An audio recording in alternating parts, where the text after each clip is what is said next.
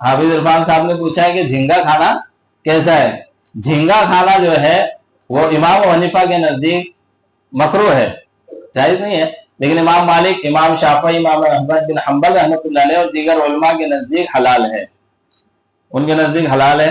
बल्कि मौलाना तकी उस्मानी साहब जो पाकिस्तान के बहुत बड़े आलिम दीन हैं, उन्होंने सर्वे किया तो उन्होंने जो है कलकत्ता वालों से भी इस मामले में पूछा। कलकत्ता वाले सबसे ज्यादा मछली खाते हैं, तो उनसे पूछा तो उन्होंने बताया कि ये मछली ही की एक किस्म है, मछली की एक किस्म है, इसलिए उसका खाना हलाल है। झींगा है, बोमिल है, इनका खाना हलाल है, हराम नहीं है।